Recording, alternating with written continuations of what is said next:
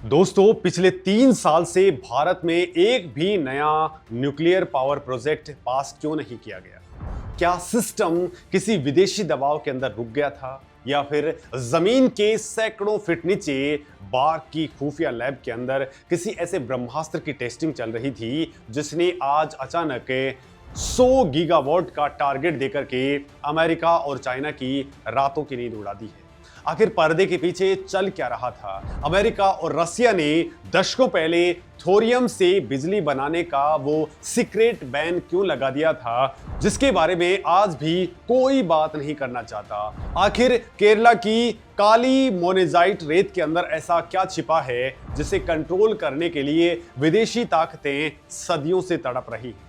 दोस्तों, 6 अप्रैल 2026 की उस खौफनाक और ऐतिहासिक रात को कलपक्कम के खुफिया फास्ट ब्रीडर रिएक्टर के अंदर ऐसा क्या हुआ था जिसे भारतीय मीडिया ने तो शायद पूरी तरह से डिकोड नहीं किया, लेकिन पेंटागन और बीजिंग की इंटेलिजेंस एजेंसियों के अंदर हड़कंप मच गया था। टाटा, रिलायंस और अडानी अचानक से भारत के इन अरबपतियों को न्यूक्लियर सेक्टर के अंदर घुसने की परमिशन क्यों दे दी गई है? ये शांति एक्ट आखिर क्या बला है जिसे सरकार ने पूरी गेम को पलटने के लिए लागू कर दिया है?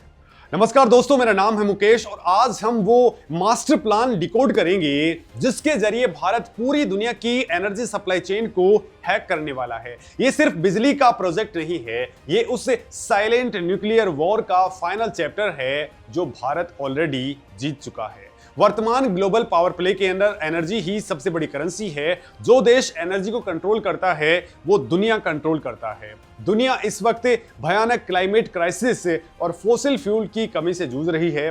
अमेरिका से लेकर के यूरोप तक हर कोई नेट जीरो एमिशन की बात कर रहा है, लेकिन दोस्तों बेस लोड पावर यानी दोस्तों वो बिजली जो 24 घंटे बिना रुके सप्लाई दे सके, वो सिर्फ और सिर्फ न्यूक्लियर एनर्जी से आ सकती है। सोलार और विंड एनर्जी मौसम की मोहताज हैं। ऐसे में भारत सरकार ने 2047 तक विकसित भारत के विजन के साथ में 100 किलोवाट न्यूक्लियर पावर कैपेसिटी का जो भयंकर टारगेट सेट किया है, वो ग्लोबल मार्केट के अंदर एक भूचाल से कम नहीं है।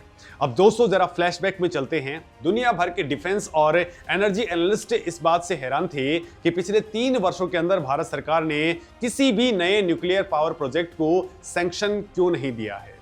वेस्टर्न थिंक टैंक्स को लगता था कि शायद भारत का न्यूक्लियर प्रोग्राम फंड्स की कमी या फिर इंटरनेशनल प्रेशर की वजह से धीमा पड़ गया है, लेकिन दोस्तों असलियत कुछ और ही थी।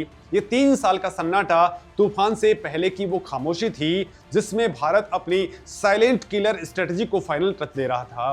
भारत सरकार ने विदेशी रिएक्टर डिजाइन पर निर्भरता पूरी तरह से खत्म करने का फैसला कर लिया है। हमारा पूरा फोकस पूरी तरह से आत्मनिर्भरता और स्वदेशीकरण के ऊपर शिफ्ट हो चुका है। इसी खामोशी के बीच में भारत ने अपने स्वदेशी प्रेशराइज्ड हैवी वाटर रिएक्टर यानी कि PHWR टेक्नोलॉजी को इतना एडवांस कर लिया है कि आज 700 मेगावाट कैपेसिटी वाले KAPP3 और KAPP4 के साथ में RAPP7 रिएक्टर्स कमर्शियल ऑपरेशन में आ चुके हैं।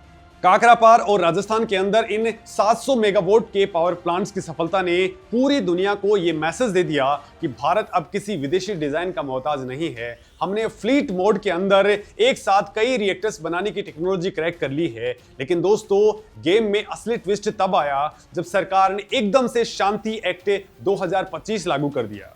दोस्तों ऐतिहासिक रूप से भारत का न्यूक्लियर सेक्टर सिर्फ और सिर्फ सरकार यानी कि NPCIL के कंट्रोल में रहा है। किसी भी प्राइवेट कंपनी को न्यूक्लियर कोर के आसपास फटकने की इजाजत भी नहीं थी। लेकिन दोस्तों शांति एक्ट ने रातों रात इस सेक्टर के दरवाजे खोल दिए हैं। पहली बार पब्लिक प्राइवेट पार्टनरशिप के तहत राज्यों, रिसर्च इंस्टीट्यूशंस और देश के कई बड़े इंडस्ट्रियल हाउसेस को न्यूक्लियर पावर जनरेशन के अंदर शामिल होने का लीगल रास्ता मिल गया है। NPCIL और NTPC ने मिलकर के अश्विनी नाम का एक नया ज्वाइंट वेंचर खड़ा किया है जो Mahi Banswara Rajasthan atomic power project की 4 यूनिट्स को लीड कर रहा है। दोस्तों जरा सोचिए, जब टाटा, रिलायंस, अडानी और L&T जैसी कंपनियों का हजारों करोड़ का प्राइवेट कैपिटल और उनकी एग्रेसिव एग्जीक्यूशन स्पीड इस सेक्टर के अंदर घुसेगी तो क्या होगा? भारत के अंदर न्यूक्लियर रिएक्टर्स अब ईंट और गारे से सालों तक साइट पर नहीं बनेंगे, बल्कि कारखानों के अंदर गाड़ियों की तरह असेंबल होंगे। वेस्टर्न मार्केट इसी बात से खौफ में है कि भारत का प्राइवेट सेक्टर न्यूक्लियर कंस्ट्रक्शन की कॉस्ट को इतना गिरा देगा कि कोई भी वेस्टर्न कंपनी हमारे सामने टिक नहीं पाएगी। लेकिन दोस्तों, ये तो सिर्फ ट्रेलर है। भारत के न्यूक्लियर प्रोग्राम का असली ब्रह्मास्त्र वो है जिसके बारे में वेस्टर्न मीडिया जानबूझकर की बात नहीं करता, वो है थोरियम। दोस्तों, अगर दुनिया के अंदर कोई एक चीज है जो भारत को अगले 500 सालों के लिए अनडिस्प्यूटेड सुपर पावर बना सकती है, तो वो थोरियम ही है। पूरी दुनिया का न्यूक्लियर मार्केट आज यूरेनियम के इर्द गिर्द घूमता है। कजाकिस्तान, कनाडा, ऑस्ट्रेलिया और रसिया जैसे चंद देशों ने यूरेनियम की सप्लाई पर एक ग्लोबल कार्टेल बना रखा है। भारत के पास में यूरेनियम बहुत ही कम है, लेकिन दोस्तों, थोरियम के मामले में हम दुनिया के सबसे अमीर देश हैं। दुनिया का लगभग 25 से 30% थोरियम भंडार अकेले भारत के पास में है। केरला, तमिलनाडु, आंध्र प्रदेश और ओडिशा के समुद्री तटों पर फैली काली मोनेजाइट रेत के अंदर थोरियम का अथाह भंडार मौजूद है। महान साइंटिस्ट डॉक्टर होमी जहांगीर भाभा ने 1950 के दशक में ही ये बात समझ ली थी। उन्होंने भारत के लिए जो 3 स्टेज न्यूक्लियर प्रोग्राम डिजाइन किया था, वो आज भी दुनिया का सबसे ब्रिलियंट साइंटिफिक विजन माना जाता है। दोस्तों, पहले स्टेज के अंदर हम नेचुरल यूरेनियम और हैवी वाटर का इस्तेमाल करके बिजली बनाते हैं और साथ ही प्लूटोनियम 239 पैदा करते हैं। दूसरे स्टेज के अंदर इसी प्लूटोनियम को फास्ट ब्रीडर रिएक्टर के अंदर डाल करके और ज्यादा फ्यूल प्रोड्यूस किया जाता है। और तीसरे सबसे क्रिटिकल स्टेज के अंदर एडवांस हैवी वाटर रिएक्टर यानी कि ASWR के अंदर थोरियम 232 को डाल करके उसे यूरेनियम 233 के अंदर बदला जाता है। दोस्तों, एक बार ये तीसरा स्टेज फुल स्केल पर चालू हो गया तो भारत को किसी भी देश से $1 का भी यूरेनियम खरीदने की जरूरत नहीं पड़ेगी। अब दोस्तों, आपके दिमाग में ये सवाल जरूर आ रहा होगा कि अगर थोरियम इतना ही चमत्कारी है तो अमेरिका, फ्रांस या रसिया ने इस पर काम क्यों नहीं किया? तो दोस्तों, इसका जवाब ग्लोबल न्यूक्लियर पॉलिटिक्स के सबसे काले सच के अंदर छुपा हुआ है। 1960 और 70 के दशक में कोल्ड वॉर के दौरान अमेरिका और सोवियत संघ को बिजली से ज्यादा न्यूक्लियर बम बनाने की जल्दी थी। यूरेनियम रिएक्टर्स का बाई प्रोडक्ट प्लूटोनियम होता है, जिससे बम बनाना बहुत ही आसान होता है। लेकिन थोरियम के साथ में दिक्कत यह है कि इसका वेस्ट प्रोडक्ट वेपन ग्रेड का नहीं होता है। थोरियम साइकिल के अंदर यूरेनियम 232 नाम का एक आइसोटोप बनता है जो भयानक गामा रेडिएशन छोड़ता है। इस रेडिएशन की वजह से ही थोरियम के कचरे से न्यूक्लियर बम बनाना किसी भी सुपर पावर के लिए लगभग नामुमकिन होता था। लिहाजा अमेरिका और रसिया ने थोरियम रिसर्च को कूड़ेदान में डाल दिया और यूरेनियम को ग्लोबल स्टैंडर्ड का बना दिया। लेकिन दोस्तों, भारत का मकसद शांतिपूर्ण था। हमारी नजर बम पर नहीं बल्कि 140 करोड़ लोगों की एनर्जी सिक्योरिटी के ऊपर थी। लिहाजा भारत के वैज्ञानिकों ने उस जानलेवा गामा रेडिएशन को ही अपनी सबसे बड़ी ढाल बना लिया है। हमारे वैज्ञानिकों ने कहा कि अगर थोरियम से बम नहीं बन सकता है तो ये दुनिया की सबसे सेफ टेक्नोलॉजी है। हम इसे अफ्रीकन और एशियन देशों को एक्सपोर्ट कर सकते हैं बिना इस डर के कि कोई आतंकवादी संगठन इसे न्यूक्लियर वेपन बना लेगा। दोस्तों, ये वो कोड है जिसे क्रैक करने में दुनिया के बड़े बड़े साइंटिस्ट फेल हो गए हैं। पूरी दुनिया आज भी न्यूक्लियर प्रोग्राम के दूसरे स्टेज यानी कि फास्ट ब्रीडर रिएक्टर के अंदर आकर के अटक जाती है। दोस्तों, अमेरिका ने कोशिश की, फ्रांस ने सुपर फेनिक्स बनाया, जापान ने मोन्जू रिएक्टर बनाया, लेकिन दोस्तों ये सब लिक्विड सोडियम की लीकेज और भयंकर कॉस्ट के कारण बंद कर दिए गए। लेकिन भारत ने हार नहीं मानी। दोस्तों, जरा तारीख याद कीजिए, 6 अप्रैल 2026। ये वो दिन था जब कलपक्कम में हमारे 500 मेगावाट के प्रोटोटाइप फास्ट ब्रीडर रिएक्टर यानी कि PFBR ने क्रिटिकलिटी अचीव कर ली है। दोस्तों, क्रिटिकलिटी का मतलब है कि रिएक्टर के अंदर न्यूक्लियर चेन रिएक्शन अब अपने आप सस्टेन हो रहा है। ये कोई छोटी मोटी अचीवमेंट नहीं थी। कलपक्कम की इस सीक्रेट लैब में हमारे साइंटिस्टों ने उस लिक्विड सोडियम कूलेंट को मास्टर कर लिया जो हवा और पानी के संपर्क में आते ही ब्लास्ट कर जाता है। दोस्तों, इस क्रिटिकलिबिलिटी के साथ ही भारत ने दुनिया को बता दिया है कि हमने 3 स्टेज प्रोग्राम का दूसरा और सबसे मुश्किल दरवाजा तोड़ दिया है। सरकार ने तुरंत ही कलपक्कम में ही 2 और नए 500 मेगावाट के FBR-1 और FBR-2 के प्री प्रोजेक्ट काम को हरी झंडी दिखा दी है। दोस्तों इस डेवलपमेंट ने चाइना और वॉशिंगटन के अंदर खलबली मचा दी है, क्योंकि अगर भारत दूसरे स्टेज को कमर्शियली स्केल पर लेकर के गया तो तीसरे स्टेज यानी कि थोरियम रिएक्टर तक पहुंचना सिर्फ कुछ सालों का खेल रह जाएगा। और जिस दिन भारत ने थोरियम से ग्रिड के अंदर बिजली सप्लाई करना स्टार्ट कर दिया, उस दिन ग्लोबल यूरेनियम कार्टेल की कमर हमेशा के लिए टूट जाएगी। लेकिन दोस्तों फ्यूचरिस्टिक टेक्नोलॉजी सिर्फ थोरियम तक लिमिटेड नहीं है। बार्क के साइंटिस्टों ने एक और ऐसा बवंडर तैयार किया है जिसे स्मॉल मॉड्यूलर रिएक्टर यानी कि SMR कहा जाता है। दोस्तों पारंपरिक न्यूक्लियर प्लांट 1000 मेगावाट के होते हैं, जिन्हें बनाने के अंदर 15 साल लगते हैं, अरबों डॉलर का खर्च आता है। लेकिन SMR 300 मेगावाट या उससे छोटे रिएक्टर्स होते हैं। भारत इन्हें फैक्ट्री मेड बना रहा है। इसका सीधा सा मतलब ये है कि अब रिएक्टर के बड़े बड़े पार्ट्स साइट पर नहीं बनेंगे, वो सीधे हाईटेक फैक्ट्रीज के अंदर असेंबल होंगे और फिर उन्हें ट्रकों के अंदर लाद करके किसी भी दूर दराज के इलाके, पहाड़ों या फिर आइलैंड्स पर ले जाकर के प्लग एंड प्ले की तरह चालू कर दिया जाएगा। दोस्तों भारत 220 मेगावाट और 55 मेगावाट के SMR डिजाइन के ऊपर बहुत एग्रेसिवली काम कर रहा है। इन SMR की सबसे खतरनाक खूबी है इसकी पैसिव सेफ्टी। दोस्तों आमतौर पर न्यूक्लियर रिएक्टर के अंदर बिजली कटने पर पंप रुक जाते हैं और रिएक्टर का कोर पिघलने लगता है, जिसे मेल्ट डाउन कहते हैं।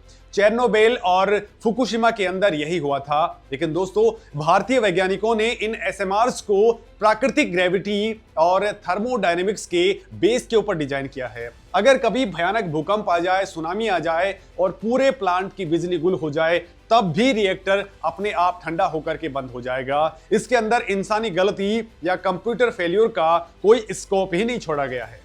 दोस्तों शांति एक्ट के बाद में प्राइवेट कंपनियों के लिए ये SMR एक लॉटरी की तरह है। मान लीजिए देश का कोई बड़ा स्टील प्लांट है या कोई विशाल डेटा सेंटर है जिसे 2400 घंटे लगातार हैवी पावर चाहिए। अब वो कंपनी अपने प्लांट के ठीक बगल के अंदर एक 55 मेगावाट का SMR लगा सकती है।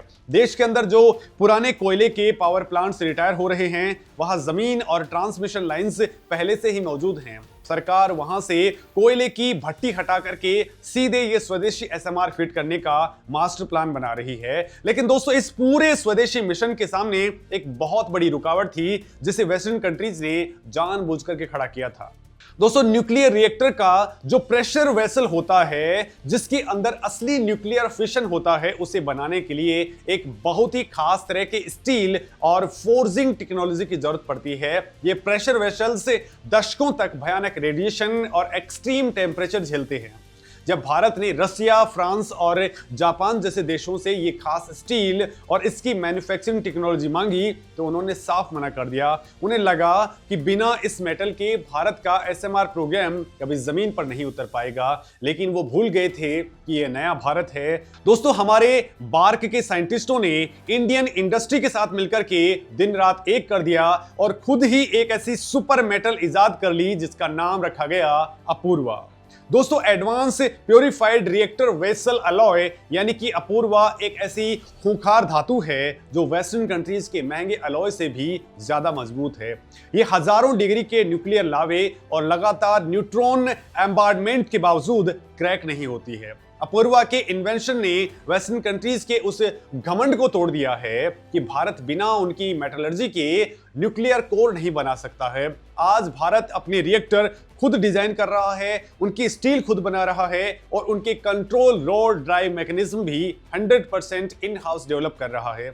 अब कूटनीति और जियोपॉलिटिक्स के उस चक्रव्यूह को समझते हैं जो मोदी सरकार ने ग्लोबल लेवल पर रचा है।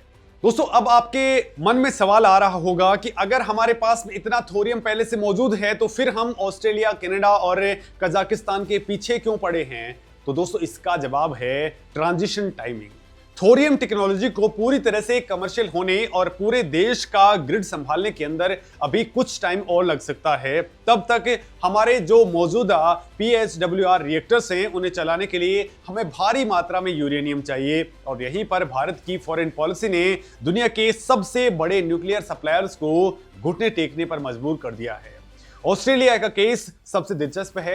ऑस्ट्रेलिया के पास में दुनिया का सबसे बड़ा यूरेनियम भंडार है, लेकिन दोस्तों वो खुद एक भी न्यूक्लियर पावर प्लांट नहीं चलाता है। दोस्तों ऑस्ट्रेलिया की पॉलिसी थी कि जो देश न्यूक्लियर नॉन प्रोलिफरेशन ट्रीटी यानी कि एनपीटी पर साइन नहीं करेंगे उसे वो 1 ग्राम यूरेनियम भी नहीं देगा। चूंकि भारत ने एनपीटी को एक भेदभाव वाली ट्रीटी मान करके उस पर कभी साइन नहीं किए, लिहाजा ऑस्ट्रेलिया ने दशकों तक हमें यूरेनियम देने से बैन लगा रखा था। लेकिन दोस्तों पिछले कुछ ही सालों के अंदर ग्लोबल डायनामिक्स पूरी तरह से बदल गया है। चाइना को काउंटर करने के लिए इंडो पैसिफिक रीजन के अंदर भारत की ताकत बढ़ाना ऑस्ट्रेलिया और अमेरिका की मजबूरी बन गया। मोदी सरकार ने इसी जियोपॉलिटिकल लेवरेज का बेहतरीन इस्तेमाल किया है। हमने ऑस्ट्रेलिया को मजबूर कर दिया कि वो भारत के लिए अपने डोमेस्टिक पॉलिसी को बदल दे और फाइनली ऑस्ट्रेलिया ने भारत के साथ में ऐतिहासिक civil nuclear cooperation agreement sign कर लिया है। आज वही ऑस्ट्रेलिया अपने सबसे बड़े यूरेनियम भंडार भारत के पैरों में डाल रहा है। सिर्फ ऑस्ट्रेलिया नहीं, दुनिया का सबसे बड़ा यूरेनियम प्रोड्यूसर कजाकिस्तान आज हमारा मेजर सप्लायर है। दोस्तों कनाडा जिसने 1974 के हमारे स्माइलिंग बुद्धा टेस्ट के बाद में हमसे सारे रिश्ते तोड़ लिए थे, आज उसकी केमिको कंपनी भारत को यूरेनियम सप्लाई करने के लिए लॉन्ग टर्म कॉन्ट्रैक्ट कर चुकी है। नामीबिया और उज्बेकिस्तान जैसे देशों के साथ भी हमने सप्लाई चेन को सिक्योर कर लिया है। सरकार की रणनीति बिल्कुल क्रिस्टल एंड क्लियर है। जब तक हमारे स्वदेशी फास्ट ब्रीडर रिएक्टर्स और थोरियम रिएक्टर्स पूरी तरह से कमांड नहीं संभाल लेते, तब तक विदेशी यूरेनियम से हमारे घरेलू रिएक्टर्स 100% कैपेसिटी फैक्टर पर बिना रुके चलने चाहिए। दोस्तों ग्लोबल न्यूक्लियर मार्केट पर आज भी रसिया की सरकारी कंपनी रोसाटोम का भारी वर्चस्व है। रसिया दुनिया का अकेला ऐसा देश है जो सबसे ज्यादा न्यूक्लियर पावर प्लांट से एक्सपोर्ट करता है। दोस्तों कुडनकोलम प्रोजेक्ट रसिया और भारत की गहरी दोस्ती का जीता जागता सबूत है। जब 1998 के पोखरण टेस्ट के बाद में अमेरिका और वेस्टर्न वर्ल्ड ने भारत के ऊपर भयंकर सैंक्शंस लगा दिए थे, तब रसिया ने ही आगे आकर के कुडनकोलम के अंदर VVER 1000 रिएक्टर लगाए थे। लेकिन दोस्तों आज की तारीख में भारत सिर्फ रसिया पर डिपेंडेंट नहीं रहना चाहता है। रसिया की रणनीति है कि वो गरीब और विकासशील देशों को पूरा पैकेज देता है, रिएक्टर भी बनाएगा, फाइनेंस भी करेगा और फ्यूल भी देगा। दूसरी तरफ दोस्तों अमेरिका की वेस्टिंगहाउस और फ्रांस की EDF जैसी कंपनियों के रिएक्टर्स इतने महंगे और जटिल हैं कि उनकी कॉस्ट कोई जस्टिफाई नहीं कर सकता है। दोस्तों फ्रांस के साथ में जैतापुर न्यूक्लियर प्रोजेक्ट इसी भयंकर कॉस्ट और रिलायबिलिटी कानून के चक्कर में सालों से अटका पड़ा है। ऐसे में भारत का स्वदेशी 700 मेगावाट रिएक्टर और नया SMR प्रोग्राम ग्लोबल साउथ के लिए एक गेम चेंजर बनकर के उभरा है। अफ्रीका और साउथ ईस्ट एशिया के वो देश जो महंगे अमेरिकन रिएक्टर्स अफोर्ड नहीं कर सकते हैं, वो आज भारत की इस सस्ती, सुरक्षित और plug and play SMR technology की तरफ टकटके लगा करके देख रहे हैं। भारत रसिया और वेस्टर्न कंपनियों के इसी मोनोपोली को तोड़ने का काम कर रहा है। अब दोस्तों आते हैं चाइना के एंगल पर। चाइना भी गोबी रेगिस्तान के अंदर thorium based molten short reactor के ऊपर बहुत एग्रेसिवली रिसर्च कर रहा है। ड्रैगन को पता है कि यूरेनियम के खेल के अंदर वो अमेरिका को पूरी तरह से बीट नहीं कर सकता है, लेकिन चाइना की सबसे बड़ी कमजोरी ये है कि उसके पास भारत जैसी टॉप क्वालिटी की मोनेजाइट रेत का भंडार नहीं है और ना ही उसके पास में फास्ट ब्रीडर रिएक्टर का वो दशकों पुराना अनुभव है जो भारत के बार्क और Indira Gandhi centre for atomic research के पास में है। दोस्तों कलपक्कम का जो इकोसिस्टम भारत ने डेवलप किया है वो चाइना के ब्रीडर प्रोग्राम से बहुत ज्यादा मैच्योर है। एशिया का एनर्जी बॉस कौन बनेगा, इसका फैसला इसी थोरियम रेस के अंदर होने वाला है। अब दोस्तों सवाल ये है कि साल 2047 तक 100 गीगावाट का असली इंपैक्ट क्या होगा। आज की तारीख के अंदर भारत की न्यूक्लियर कैपेसिटी लगभग 8000 से लेकर के 9500 मेगावाट के बीच में है। 2031-32 तक जो प्रोजेक्ट्स अंडर कंस्ट्रक्शन हैं उनके पूरा होने से ये कैपेसिटी 22 गीगावाट क्रॉस कर जाएगी और साल 2047 तक NPCIL इसे 54 गीगावाट तक ले जाएगा। बाकी का बचा हुआ 46 गीगावाट राज्य सरकारों, प्राइवेट जॉइंट वेंचर्स और इन्हीं SMRs के जरिए पूरा किया जाएगा। दोस्तों ये 100 गीगावाट सिर्फ एक नंबर नहीं है। भारत हर साल अपनी एनर्जी नीड्स का 80% से ज्यादा तेल और गैस विदेश से इंपोर्ट करता है। इसके अंदर देश का अरबों डॉलर का फॉरेन एक्सचेंज बाहर चला जाता है। जब थोरियम और एसएमआर से हमें बेस लोड इलेक्ट्रिसिटी मिलेगी तो हमारे electric vehicles, green hydrogen production plants और हैवी इंडस्ट्रीज को कोड़ियों के भाव में बिजली मिलेगी। साल 2070 तक जो कार्बन न्यूट्रल बनने का हमारा इंटरनेशनल कमिटमेंट है वो बिना न्यूक्लियर पावर के किसी भी कीमत पर पूरा नहीं हो सकता। इसके साथ ही दोस्तों, स्वदेशी न्यूक्लियर मैन्युफैक्चरिंग से भारत के अंदर $1 ट्रिलियन की नई सप्लाई चेन खड़ी हो जाएगी। हजारों इंडियन एमएसएमईज जो special grade steel, turbine, sensor और हैवी फोर्जिंग का काम करते हैं, उन्हें अनलिमिटेड ऑर्डर्स मिलेंगे। ये देश के अंदर हाई स्किल्ड जॉब्स का एक ऐसा इकोसिस्टम बनाएगा जिसे दुनिया की कोई भी इकोनॉमी बीट नहीं कर पाएगी। दोस्तों, तारापुर के TAPS-1 और TAPS-2 जो दुनिया के सबसे पुराने ऑपरेटिंग रिएक्टर्स हैं, उनका सफल रिफर्बिशमेंट करके हमारे इंजीनियर्स ने यह साबित कर दिया है कि हम पुरानी टेक्नोलॉजी को भी वर्ल्ड क्लास सेफ्टी के साथ में ऑपरेट कर सकते हैं। और केगा, माही बांसवाड़ा और कलपक्कम के अंदर जो नए प्रोजेक्ट्स बन रहे हैं वो ये साबित करते हैं कि फ्यूचर भी हमारा ही होने वाला है। ये पूरा न्यूक्लियर ब्लूप्रिंट 21वीं सदी के आत्मनिर्भर भारत का सबसे बड़ा पावर प्ले है। जब वेस्टर्न कंट्रीज मिडिल ईस्ट और अफ्रीका की खदानों पर कंट्रोल करने के लिए जियोपॉलिटिकल शतरंज खेल रहे हैं, तब भारत अपनी ही नदियों और समुद्री तटों की रेत के अंदर छिपे उस थंडर को जगा रहा है जो हमें इनफाइनिट एनर्जी देगा। दोस्तों, शांति एक्ट का मास्टर स्ट्रोक, एसएमआर की इंडस्ट्रियल क्रांति, अपूर्वा जैसी सुपर मेटल का जन्म और थोरियम का वो ब्रह्मास्त्र जिसे दुनिया आज तक डिकोड नहीं कर पाई है, ये सब मिलकर के एक ऐसा न्यूक्लियर बवंडर ला रहे हैं जो ग्लोबल पावर इक्वेशन को जड़ से उखाड़ फेंकेगा। अब दोस्तों, इस पूरे मामले पर आप क्या कुछ सोचते हैं? भारत को आखिर करना क्या चाहिए? आप कमेंट सेक्शन के अंदर अपनी बात जरूर रखें। नमस्कार।